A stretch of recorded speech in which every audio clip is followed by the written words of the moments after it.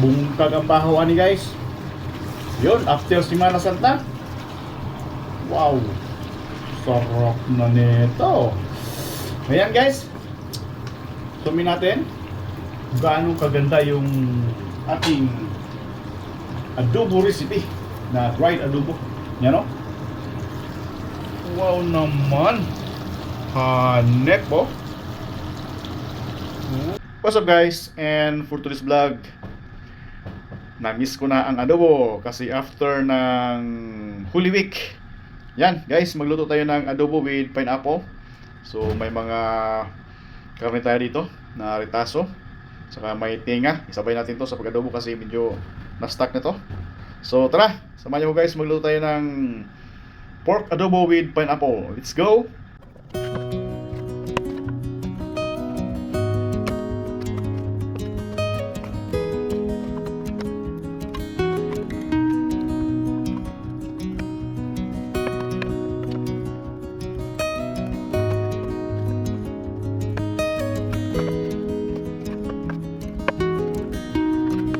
So yan guys, nagpapalit tayo ng kawali. Umpisa na po tayo ng pagluluto. Alright. Yan, painit tayo mantika ng kawali natin.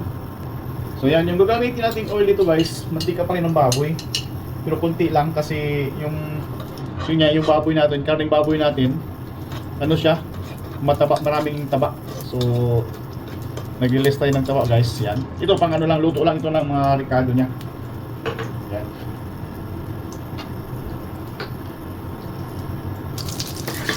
Yan, init na po yung mantika. Tumulay na tayo ng bawang. Bawang. Maraming bawang yan para mabango. Okay.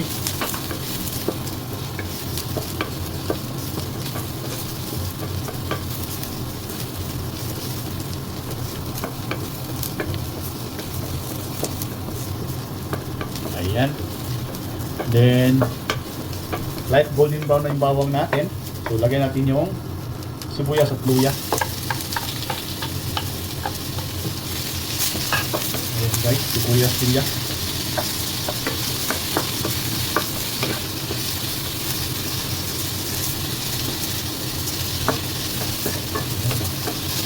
Saktong ano lang to, yung mantika natin, saktong ano lang. Kasi bumamantika naman yung karne natin. Ayan. Bango na. And then, halo na natin yung ating karne. Pagka lumabas na yung aroma, pwede na yan. Halo na natin yung karne. Marami itong karne natin guys. Kasi yung mga full stock natin na karne, sinalo natin dito. Yung maskara. Sinalo ko na yung maskara dito guys. Kaya no, medyo mataba-taba yung ano natin. Yung karne natin ngayon. Halo natin ito lahat. Yan. Yan o, medyo mataba. Yan. Then, mikos-mikos na. Mayari ito guys. Palabas muna natin yung mga mantika ng baboy. Yan. Pero sasahugan na natin ito. So, dried adobo ang gagawin natin dito guys. Dry. Yan, hindi masabaw-sabaw. Ayan o.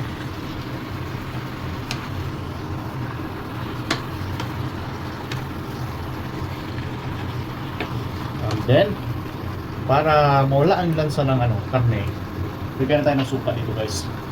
Vinegar. Saka tayo magtitimpla mamaya. Yan. Maglalagyan tayo ng vinegar dito.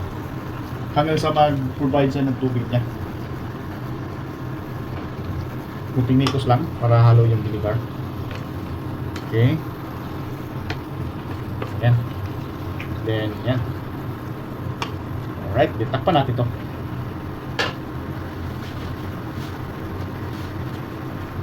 Yun. So yan guys, check natin. Yun, sasabaw na talaga siya. So nagpupwede siya ng sabaw. Tubig niya. Okay. Sakto-sakto yung suka na ilagay natin. Medyo maasim yung evaporation ng galing sa karne. Yan. Alright, so patuyuin lang natin to para tayo maghalo ng ibang ricado mamaya.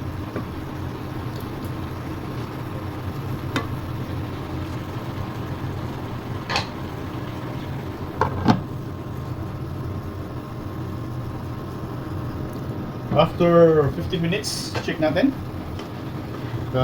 Uy, marami pang tubig guys. So, may tubig pa, kunti na lang. Ayan o. Kunti na lang. So, mga 5 minutes ito. Wala na ito ng tubig. Wow. Okay. Ayan.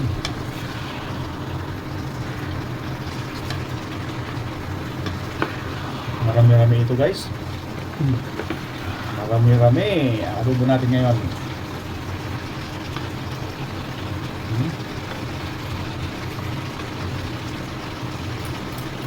Palambot pa.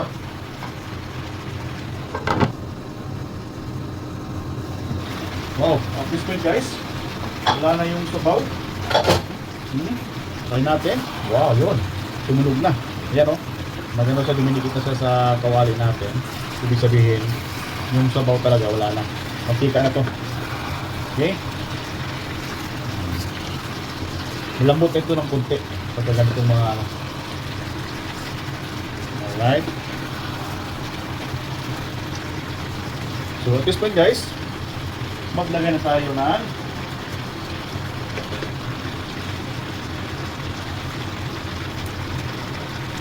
black pepper powder.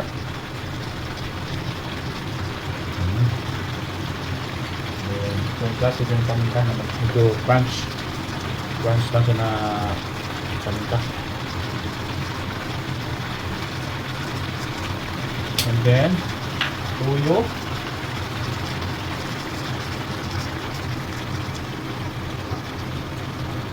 oyster sauce, tansyahan lang oyster sauce natin guys. Ayan, kunting suka pa rin, and then salt.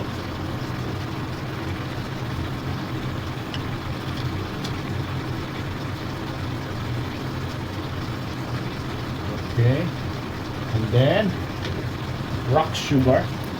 May rock sugar tayo dito guys. So ito malalaki yung rock sugar natin.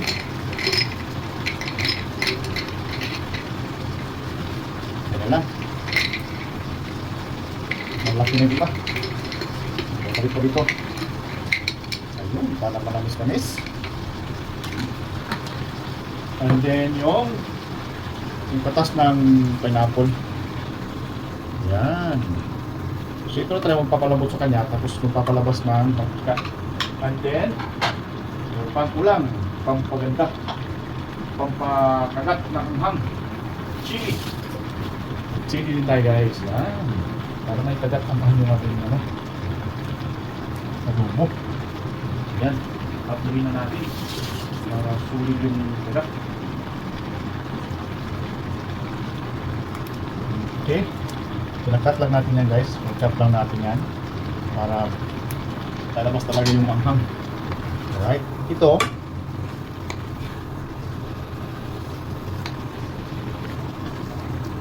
okay, yun.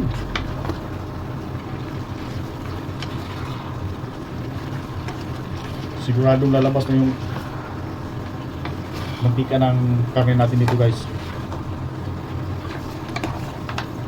Kala ko may batong kasali, yung ano pala, rock sugar. Pumutok kasi yan.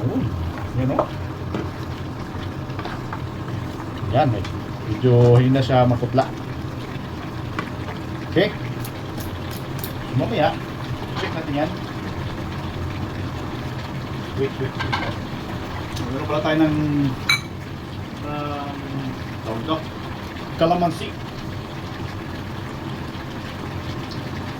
Ito ng lemon dito guys para sarap. Masarap. Dalawang lemon lang. Okay.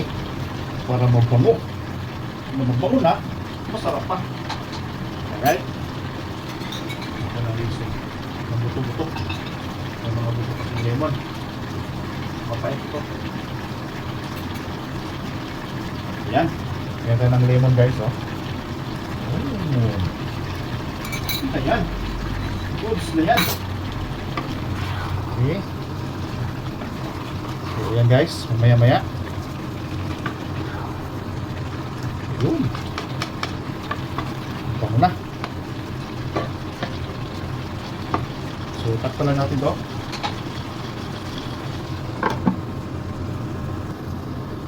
Check natin guys.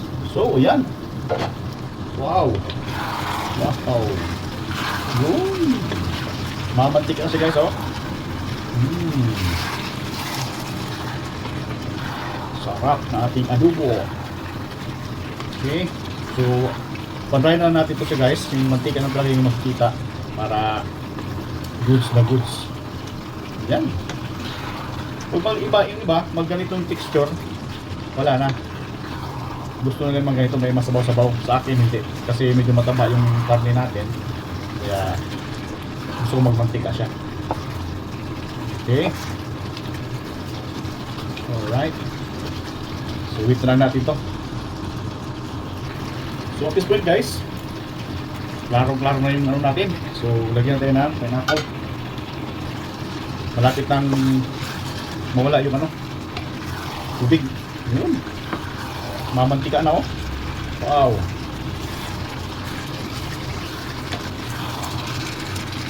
Saglit na lang ito. Goods na goods ng adobo natin guys, oh. Wow. Okay. Saglit na lang ito guys. Yan, check natin.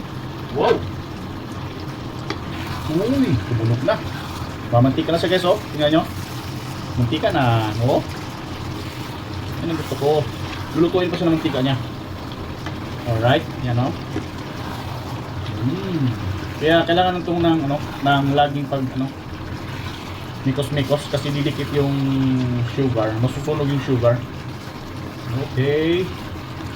Yun. Sarap na nito guys. Lumabas na yung mga mantika. Alright. So, ayan guys. Ito na talaga gusto kong texture. Ayan, nabululan pa tuloy tayo. Sa sarap, oh. Yung uwin niya, oh. Grabe. Uwin na talaga yung sabaw niya, oh. Yun. Yan ang gustong gusto ko sa adobo na. Kasi medyo mataba na yung ano natin. Yung karne natin medyo mataba. So, ayan. Wow. Taob na naman ang kaldero ito. Bungkag ang bahawan ni guys. Yun, after Semana Santa. Wow. Sarap na nito. Ayan guys. Tumin natin gaano kaganda yung ating adobo recipe na dried adobo. Yan o. Wow naman. Hanek po. Sarap-sarap. Alright guys, thank you so much. Kainan na.